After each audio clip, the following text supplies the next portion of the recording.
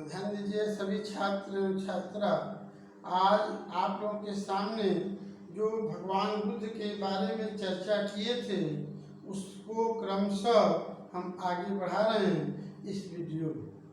ध्यान दीजिए, भगवान बुद्ध को ज्ञान की प्राप्ति जो है बोध गया में होती है। सभी छात्र ध्यान दीजिए, भगवान बुद्ध को ज्ञान की प्राप्ति बोध गया में होती है और बोध गया को बौद्ध साहित्य में, बौद्ध इतिहास में उरुवेला के नाम से जाना जाता है। अशोक के शिलालेखों में संबोधि के नाम से जाना जाता है। ध्यान दीजिए, वैशाख पूर्णिमा के दिन भगवान बुद्ध को 35 वर्ष की अवस्था में पीपल वृक्ष के नीचे मुंडेश्वरी पहाड़ी पर निरंजना नदी, पुनपुन नदी या पुनपुन नदी, फाल्गु नदी के तट पर ज्ञान की प्राप्ति होती है। नदी एक है, नाम अलग अलग मिलता है, कहीं निरंजना मिलता है, कहीं पुनपुन मिलता है, कहीं लीलाजल मिलता है और फाल्गु नदी के नाम से भी जाना जाता है। भगवान बुद्ध को जब ज्ञान की प्राप्ति होती है वैशाख पूर्णिमा के दिन 35 वर्ष की अवस्था में, तो उसके बाद भगवान बुद्ध उन 5 ब्राह्मणों के साथ जो है शास्त्रार्थ करने के लिए उनको खोजते हैं, जो भगवान बुद्ध के साथ लगभग 7 दिन तक बोध गया में तपस्या किए थे। बाद में वही ब्राह्मण बोध गया से सारनाथ चले जाते हैं। ध्यान दीजिए, सारनाथ को इतिहास में कई नामों से जाना जाता है। सारनाथ को इतिहास में ऋषिपत्ता, मृगदाव, हिरण्यकुंज के नाम से जाना जाता है। ध्यान दीजिए, भगवान बुद्ध पाली भाषा में जहाँ भी जाते हैं अपने धर्म का प्रचार प्रसार करते हैं। 35 वर्ष की अवस्था में भगवान बुद्ध को ज्ञान प्राप्ति होती है और प्रारब्ध कर्म के अनुसार भगवान बुद्ध अनवरत गति से 45 वर्ष तक अपने धर्म का प्रचार प्रसार करते हैं और 80 वर्ष की अवस्था में भगवान बुद्ध अपने शरीर का परित्याग करते हैं, जिनको बौद्ध साहित्य में, पाली भाषा में महापरिनिर्वाण कहा जाता है। ध्यान दीजिए, भगवान बुद्ध लगभग 45 वर्ष तक अलग अलग स्थानों पर अलग अलग वर्षा कालों में अपने धर्म का प्रचार करते हैं। भगवान बुद्ध सर्वाधिक उपदेश, इस पॉइंट को, इस बिंदु को या इस तथ्य को सर्वाधिक ध्यान से सुने। भगवान बुद्ध अपना सर्वाधिक उपदेश कुशल राज्य में देते हैं और सर्वाधिक वर्षा काल वहाँ ठहरते हैं। लगभग 21 वर्षा काल वहाँ पर विश्राम करते हैं और सर्वाधिक उपदेश देने के कारण सर्वाधिक शिष्य भी बनाते हैं। अनुयायियों की संख्या उनकी सर्वाधिक कौशल राज्य की राजधानी श्रावस्ती में होती है। श्रावस्ती में वे अनाथ पिंडक को अपने मत में दीक्षित करते हैं, जिनका वास्तविक नाम सुदंत है। आइए इसका प्रश्न है, अनाथ पिंड का बचपन का नाम क्या है? सुदंत। कौशल नरेश प्रसेनजीत को भी बौद्ध मत में दीक्षित करते हैं। कौशल में ही वह अंगुलीमाल को भी दीक्षित करते हैं। आगे आपको बताया जाएगा कि अनाथ पिंडक भगवान बुद्ध को जेतवन विहार दान करते हैं। कौशल नरेश प्रसेनजीत भगवान बुद्ध को उब्बाराम विहार दान करते हैं। कौन भगवान बुद्ध को क्या दान करता है, ये प्रश्न आईएएस से पूछा जाता है। यूपीपीसीएस में भी प्रश्न पूछा जाता है कि वैशाली की प्रसिद्ध नगर वधु भगवान बुद्ध को क्या दान करती हैं, तो आम्र वाटिका दान करती हैं। तो ऐसे प्रश्न बनता है। जैसे आपका जो है कौशाम्बी का राजा कौन थे? वत्स नरेश थे। वत्स नरेश उदयन भगवान बुद्ध को घोषिताराम विहार दान करते। अब आइए अपने टॉपिक पर आइए। अब ध्यान दीजिए, भगवान बुद्ध बोध गया से आपका सारनाथ पहुंचते हैं। सभी छात्र ध्यान दें, भगवान बुद्ध बोध गया से सारनाथ पहुंचते हैं। सारनाथ पहुंचते हैं। सारनाथ का दूसरा नाम मृगदाव है, मृगदाव है, और तीसरा नाम हिरणकुंज है, हिरणकुंज है, हिरणकुंज है, और चौथा नाम ऋषिपत्तन है। ध्यान दीजिए, ऋषिपत्तन है। ये प्रश्न बनता है यूपीपीसीएस में, यहाँ से प्रश्न बनता है। सभी छात्र ध्यान दें, भगवान बुद्ध बोध गया से पहले गया आते हैं, और गया के बाद भगवान बुद्ध सारनाथ पहुंचते हैं। और सारनाथ में, सारनाथ का दूसरा नाम मृगदाव है, तीसरा नाम हिरणकुंज है, और चौथा नाम ऋषिपत्तन है। ध्यान दीजिए, भगवान बुद्ध पहली बार उपदेश देते हैं उन पांचों ब्राह्मणों को जो भगवान बुद्ध को बोध गया में छोड़ करके सारनाथ चले आए थे। तपस्या को लेकर मतभेद था।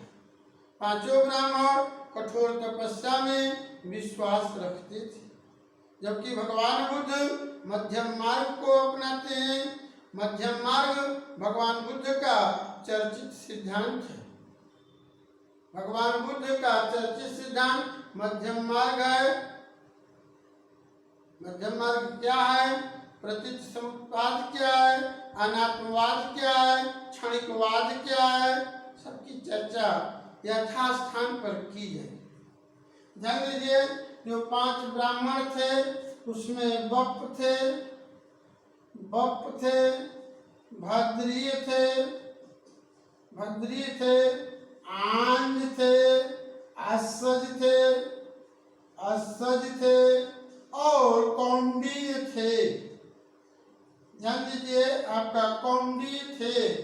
बप, भद्रीय, आंज, असज और कौंडीय, ये 5 ब्राह्मण थे।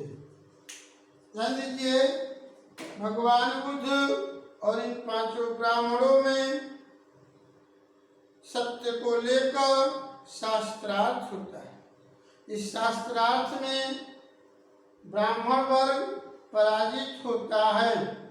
उसके बाद भगवान बुद्ध पाली भाषा में इन 5 ब्राह्मणों को उपदेश देते हैं, जिसको पाली भाषा में धर्म चक्र प्रवर्तन के नाम से जाना जाता है। धर्म चक्र प्रवर्तन के नाम से जाना जाता है। धर्म चक्र प्रवर्तन पाली भाषा में, ध्यान दीजिए सभी छात्र एवं छात्रा, पाली भाषा में भगवान बुद्ध इन 5 ब्राह्मणों को उपदेश देते हैं। तो क्या देते हैं? 4 आर्य सत्य देते हैं। 4 आर्य सत्य देते हैं। ध्यान दीजिए, पहला आर्य सत्य क्या है? आपका दुख है, दुख है। दूसरा सत्य दुख समुदय है,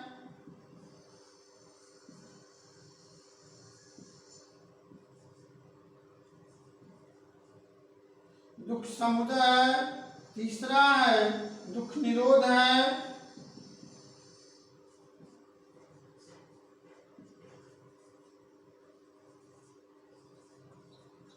और चौथा है दुख निरोध गामिनी प्रतिपदा है।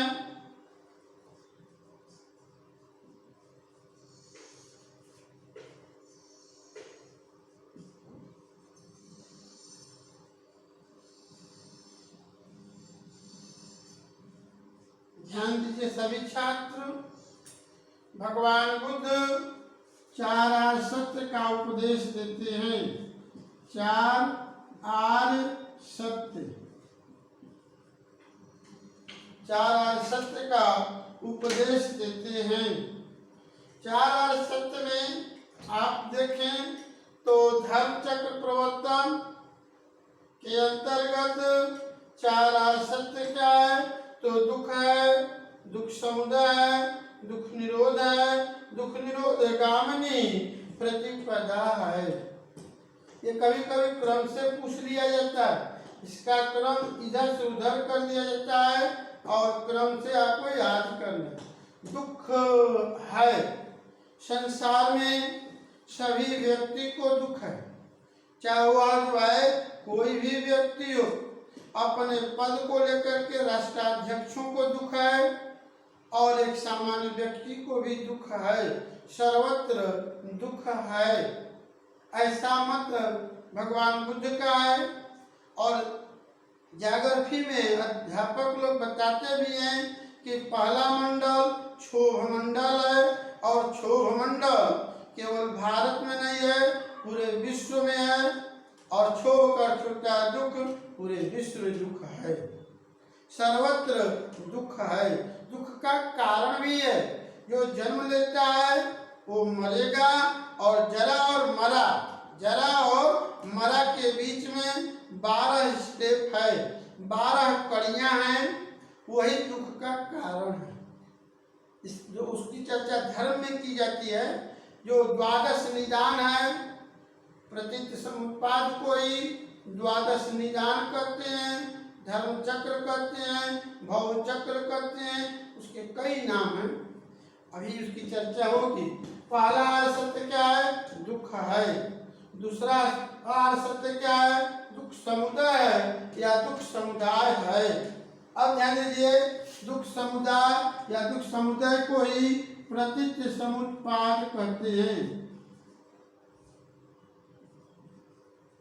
प्रतीत समुत्पाद कहते हैं, इसको 12 निदान कहते हैं, 12 निदान कहते हैं, भव चक्र कहते हैं, भव चक्र कहते हैं, धर्म चक्र कहते हैं, धर्म चक्र कहते हैं, 12 कड़ियों का सिद्धांत कहते हैं, 12 कड़ियों का सिद्धांत कहते हैं, और कारणता का सिद्धांत भी कहते हैं, कारणता का सिद्धांत भी कहते हैं, कारणता का सिद्धांत भी कहते हैं।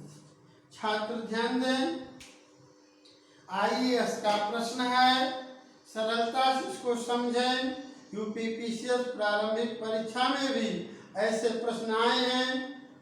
1990 में उत्तर प्रदेश में पहली बार प्रारंभिक परीक्षा आयोजित की गई थी, और अब तक प्रारंभिक परीक्षा में कभी न कभी प्रश्न पूछा जाता है, कभी उस साल तो कभी उस साल, यहाँ से प्रश्न बने हैं। ध्यान दीजिए, दुख समुदाय का दूसरा नाम प्रतीत समुत्पाद है, और प्रतीत समुत्पाद को बौद्ध साहित्य में 12 निदान करते हैं। और 12 निदान में ही जरा मरा है, खडायतन भी है, नाम रूप है, विज्ञान है, संस्कार है, अविद्या, इस तरह से टोटल जो है 12 कड़ियां हैं, इसलिए इसको 12 कड़ियों का सिद्धांत भी कहते हैं। इसी को भव चक्र भी कहते हैं, धर्म चक्र भी कहते हैं और कारणता का सिद्धांत भी कहते हैं। कारणता का सिद्धांत, कारण का सिद्धांत जिसको कहते हैं, कुंभ जैसे समझने के लिए आसानी से समझे, जो कुंभकार होता है, कुंभकार जो है मिट्टी के लोदे से क्या बनाता है, आपका कुल्हड़ बनाता है। तो जो मिट्टी का लोदा है, छात्र गंभीर रूप से इसको ध्यान से सुने, जो मिट्टी का लोदा है उसमें कुल्हड़ बढ़ने की क्षमता है। तो जो मिट्टी का लोदा है वो उपादान कारण है, और जो उसमें कुल्हड़ छिपा हुआ है, कुल्हड़ बनने की आकृति उसमें है, उसको बनाने का श्रेय किसको है, कुंभकार को है, जिसको प्रजापति भी कहते हैं, वह निमित्त करता है। अरस्तु अपनी पुस्तक पॉलिटिक्स में कारणता के 4 सिद्धांत देते हैं। सभी छात्र ध्यान दें, अरस्तु अपनी पुस्तक पॉलिटिक्स में कारणता के 4 सिद्धांत देते हैं। वहीं आप ध्यान दीजिए, बाद में भगवान बुद्ध का जो मध्यम मार्ग का सिद्धांत है, जो गोल्डन थियरी है इनकी, उसी का वह नकल करते हैं अरस्तु अपनी पुस्तक पॉलिटिक्स में। भगवान बुद्ध का जो मध्यम मार्ग का सिद्धांत है, जो प्रतीक समुत्पाद का सिद्धांत है, वो धर्म से जुड़ा हुआ है, जबकि अरस्तु का मध्यम मार्ग का सिद्धांत जो है राजनीति से जुड़ा है। ध्यान दीजिए, प्रतीक समुत्पाद के तहत या मध्यम मार्ग के तहत भगवान बुद्ध स्पष्ट करते हैं कि यह जगत जो है नित्य नहीं है, और दूसरा कहता है, एक कहता है कि जगत नित्य है, दूसरा विचारधारा वाला व्यक्ति कहता है कि जगत जो है अनित्य है। भगवान बुद्ध कहते हैं जगत न नित्य है न अनित्य है, बल्कि परिवर्तनशील है। जिस गंगा जल में आप डुबकी लगाते हैं, उस जलधारा में आप दोबारा डुबकी नहीं लगा सकते हैं, यह परिवर्तनशील है। सतत जो है परिवर्तनशीलता ही भगवान बुद्ध का प्रमुख सिद्धांत है। भगवान बुद्ध के समकालीन हेराक्लाइटस ने भी कहा था सब कुछ परिवर्तनशील है। भाभी छात्र ध्यान दीजिए, हेराक्लाइटस ने कहा था कि संसार परिवर्तनशील है, जो बुद्ध के समकालीन थे। अब ध्यान दीजिए, प्रतीक समुत्पाद में जो अरस्तु कारणता का सिद्धांत देते हैं उसमें 4 है। सभी छात्र ध्यान दीजिए, वही कार्य कारण का सिद्धांत है। भगवान बुद्ध स्पष्ट करते हैं जो प्रतीक समुत्पाद को समझेगा वह धम्म को समझेगा, और जो धम्म को समझेगा वह प्रतीक समुत्पाद को समझेगा। सभी छात्र ध्यान दीजिए, आईएएस का प्रश्न है, अपने प्रिय सिद्ध अनिरुद्ध को भी वही चीज बताते हैं, उपाली को भी बताते हैं, वो आनंद को भी बताते हैं, देवदत्त को भी बताते हैं, प्रसेनजीत को भी बताते हैं, मगध नरेश बिंबिसार को भी बताते हैं, सारिपुत्र महामुद्गल्यायन को बताते हैं। आपका जो है अनाथ पिंडक से भी यही बात की चर्चा करते हैं। जितने लोग उनसे मिलते हैं भगवान बुद्ध इस सिद्धांत की चर्चा सबसे करते हैं।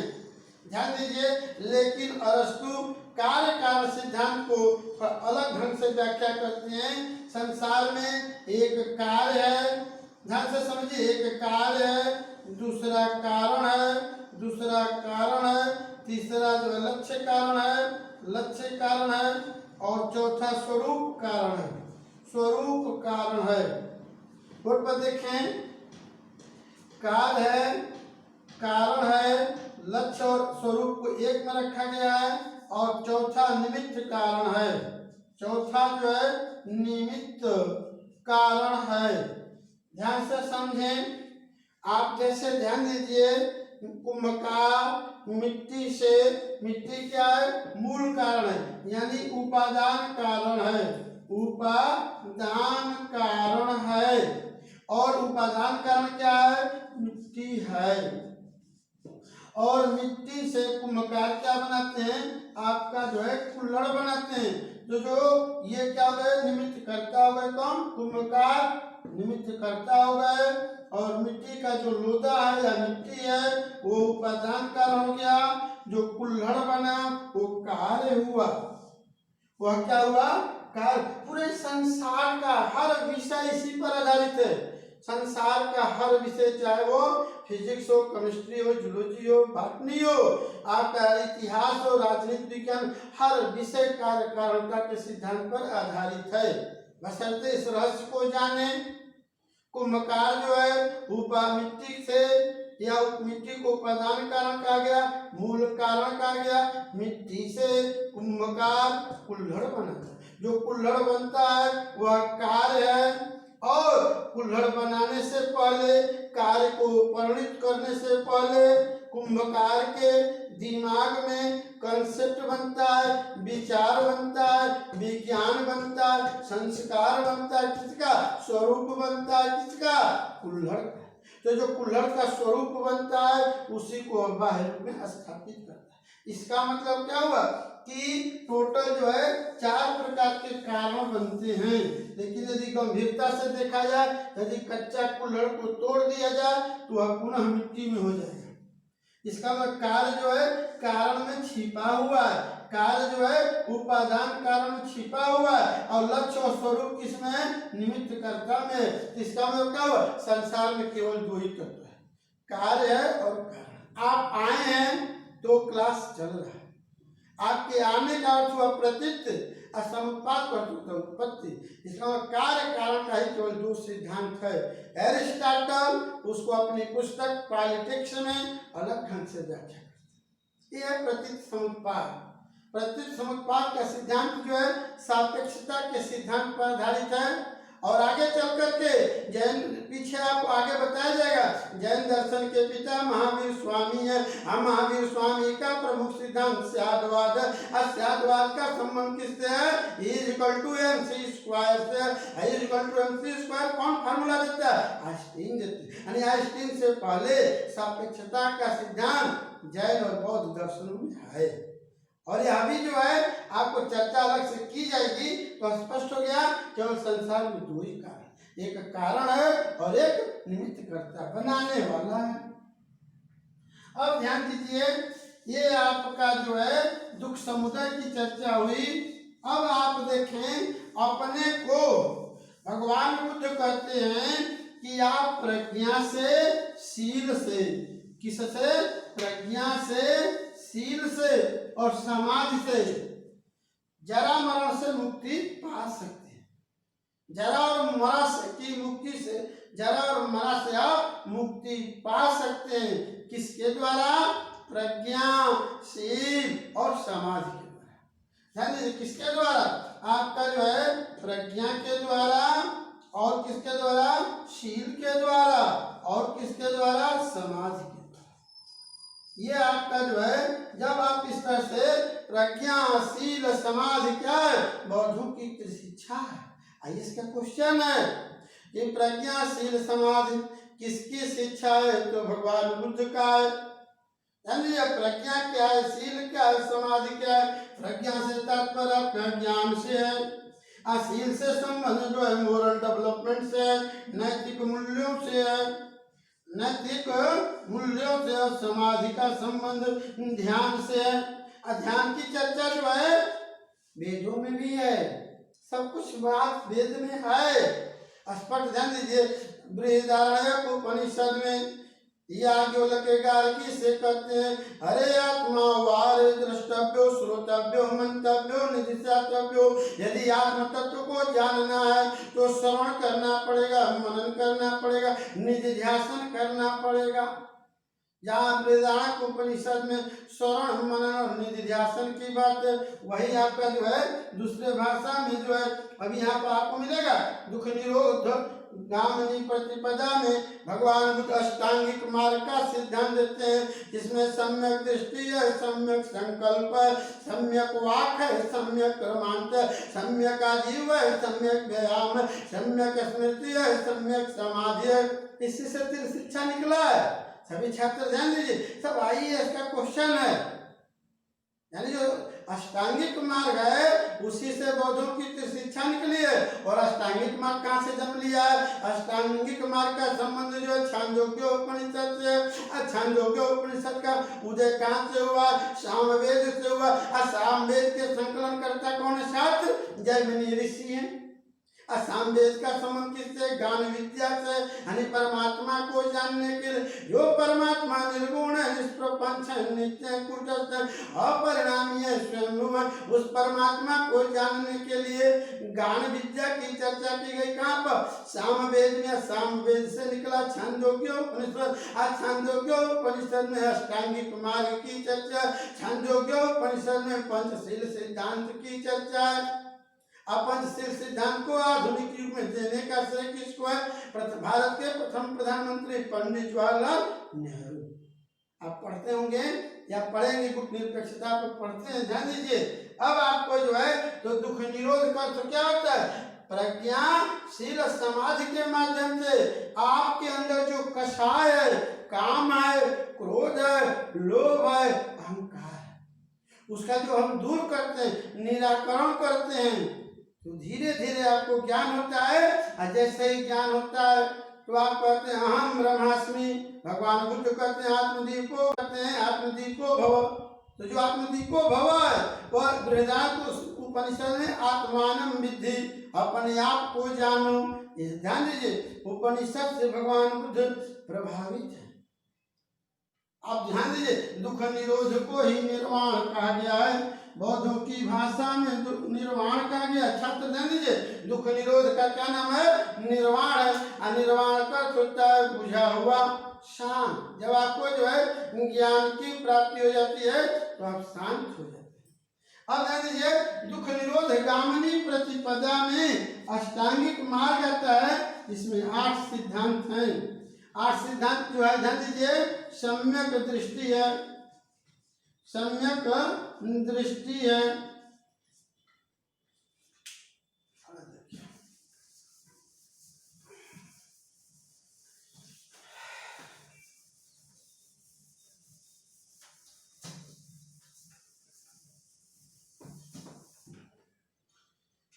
सम्यक दृष्टि है,